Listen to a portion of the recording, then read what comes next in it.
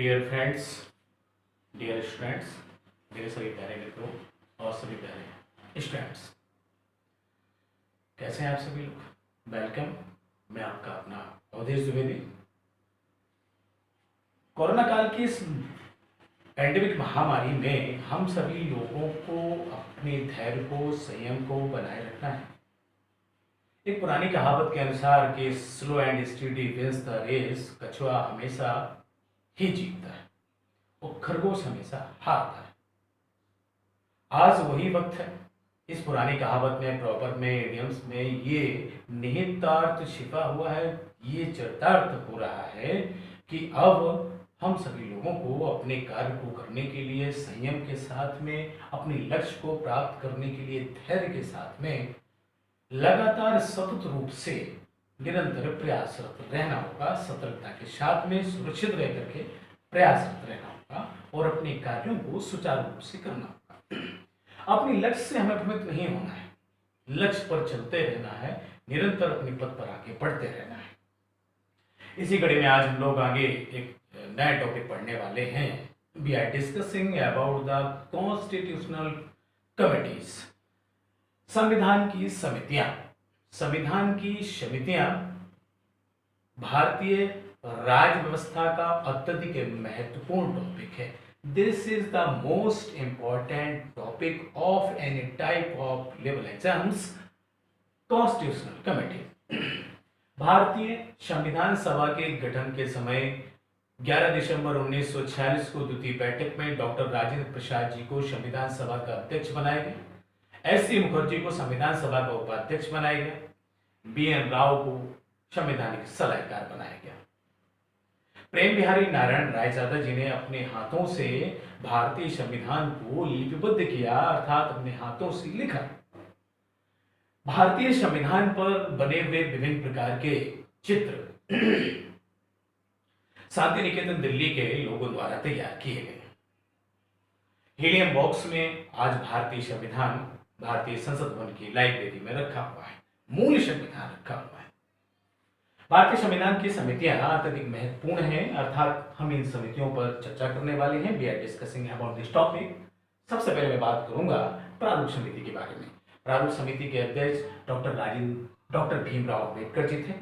प्रारूप समिति को ड्राफ्टिंग कमेटी, मसौदा समिति के नाम से भी जाना जाता है।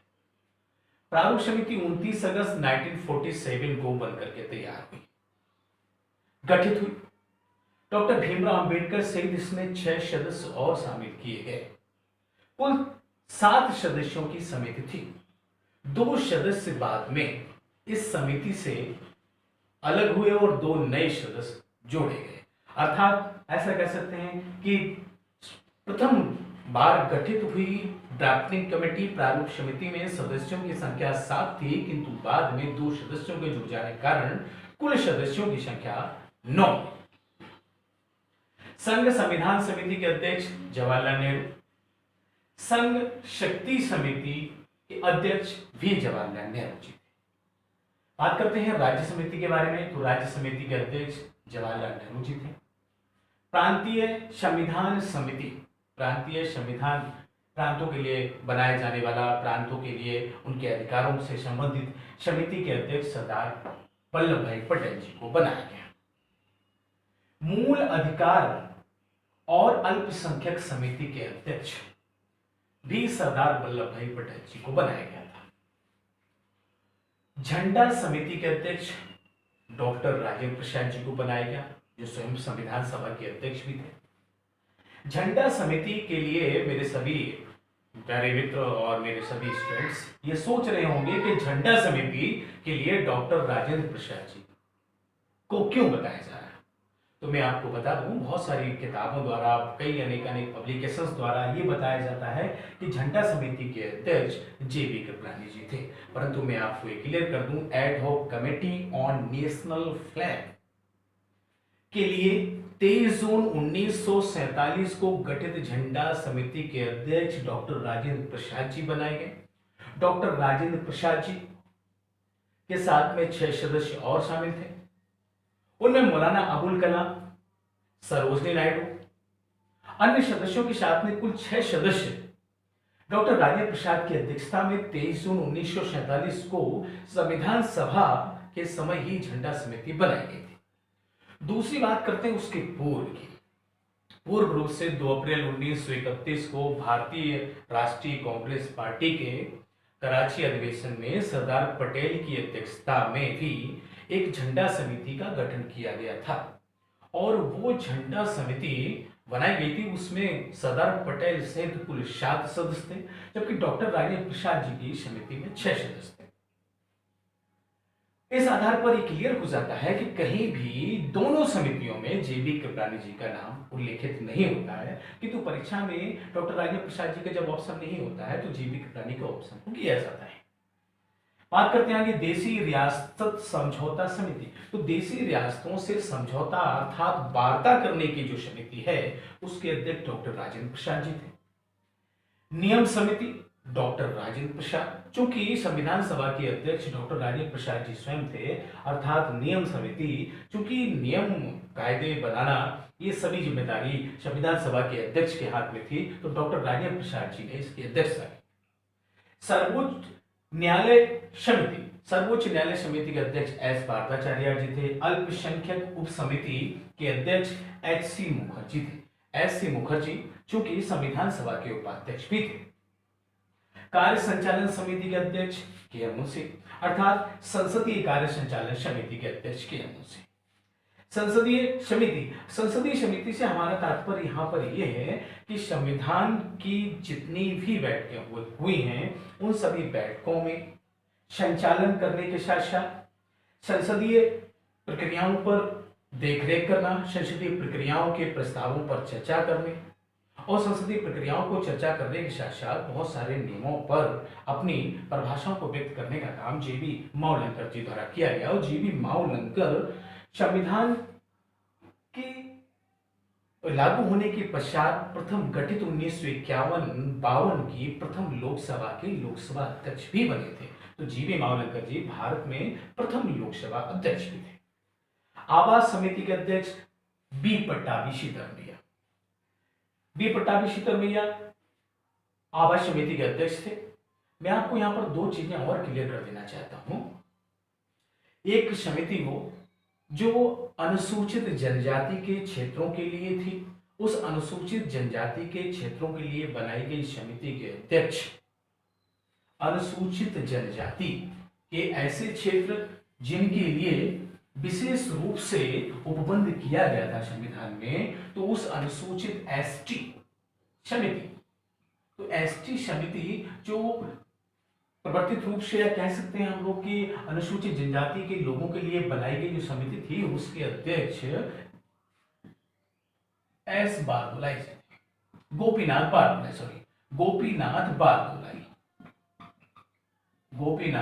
बारदोलाई थे। यह अत्यधिक महत्वपूर्ण प्रश्न है सिविल परीक्षाओं के लिए, अन्य प्रकार के स्टेट एग्जाम के लिए। दूसरी बात करते हैं एससी समिति के लिए। तो एससी समिति आसाम को छोड़कर के भारत के अन्य राज्यों में बसे हुए अनुसूचित जाति के लोगों के लिए बनाई गई ऐसे समिति के अध्यक्ष ठक्कर बापा जी को बनाया गया था। ठक्कर बापा को आदिवासियों का मसीहा कहा जाता है, तो ठक्कर बापा जी को इसका अध्यक्ष बनाया गया। ये सब अत्यधिक महत्वपूर्ण समितियां आपके सामने थी। अब हम बात करते हैं कि प्रारूप समिति का भारतीय संविधान की समितियों में और भारतीय संविधान निर्माण में क्या योगदान है। तो बात करेंगे हम लोग प्रारूप समिति के बारे में। तो प्रारूप समिति में डॉक्टर भीमराव अंबेडकर जी अध्यक्ष थे। इनके साथ में 6 सदस्य और शामिल थे। कुल 7 सदस्यों की समिति थी। तो बात करते हैं प्रारूप समिति। प्रारूप समिति बेटा ड्राफ्टिंग कमेटी, और ड्राफ्टिंग कमेटी को मसौदा समिति के नाम से भी जाना जाता है। तो doctor B.R. Ambedkar, doctor Bhimrao Ambedkar ji इसके अध्यक्ष। कुल 7 सदस्यों की संविधान की प्रारूप समिति है। इसका गठन 29 अगस्त 1947 को 1947 को हुआ था। 29 अगस्त 1947 को प्रारूप समिति गठित की गई।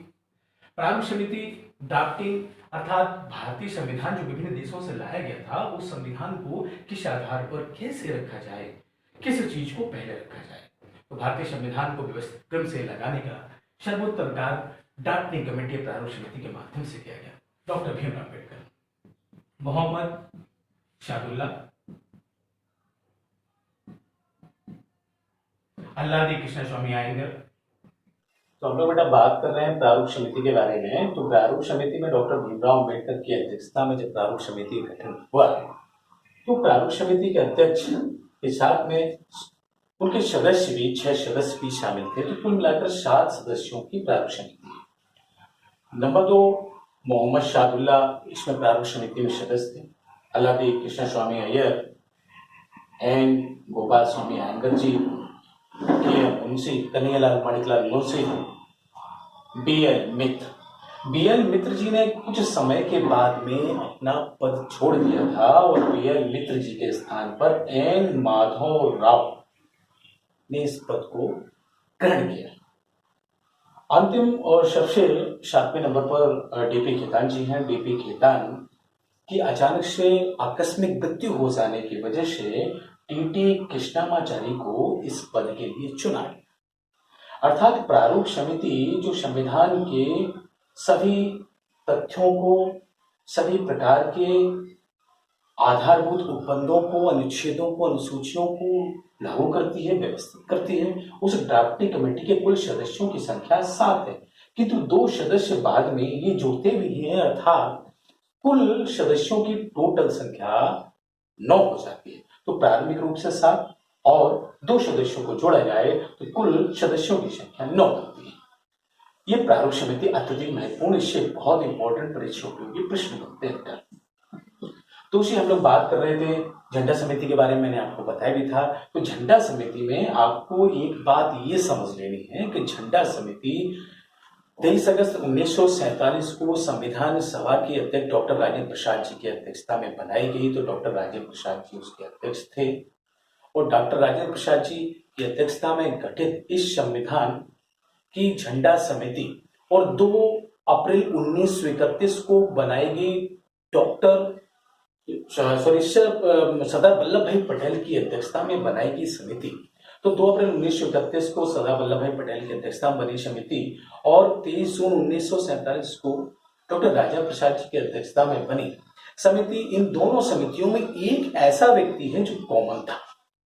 सबसे महत्वपूर्ण परीक्षा उपयोगी प्रश्न आप सभी के लिए ये है, कंपटीशन की आप तैयारी कर रहे हो, टीसीएस के एग्जाम दे रहे हो, समीक्षा अधिकारी या सिविल सर्विसेज से आप रिलेटेड हो, किसी भी स्तर का एग्जाम, उस व्यक्ति का नाम है मौलाना अबुल कलाम आजाद। मौलाना अबुल कलाम आजाद दोनों प्रकार की झंडा समितियों में सदस्य रहे हैं। सबसे अत्यधिक महत्वपूर्ण प्रश्न आपका ये आता है। दूसरी बात हम करेंगे कि पंडित नेहरू जी किस समिति में सदस्य थे, तो ये भी प्रश्न बहुत महत्वपूर्ण है। तो मैं आपको बता दूं 2 अप्रैल 1931 को गठित हुई सरदार पटेल की अध्यक्षता वाली झंडा समिति में पंडित जवाहरलाल नेहरू सदस्य थे। 23 जून 1947 को गठित हुई झंडा समिति में पंडित नेहरू जी अध्यक्ष नहीं थे। बेटा ये जान लेना आप सभी के लिए बहुत जरूरी है। तो अर्थात आज हम लोगों ने भारतीय संविधान समितियों के बारे में चर्चा की है, अच्छे से रूप से चर्चा की है। आप सभी लोगों को ये बिंदु बहुत अच्छे से पसंद आए होंगे और अब हम आगे नेक्स्ट टॉपिक की बात करेंगे। और नेक्स्ट टॉपिक होगा हमारा दुनिया के विभिन्न देशों से लिए गए विदेशी स्रोतों से महत्वपूर्ण तथ्य जो हमारे भारतीय संविधान में जोड़े गए, हम लोग उन पर चर्चा करेंगे। अपना ख्याल रखें, सुरक्षित रहिए। थैंक्स।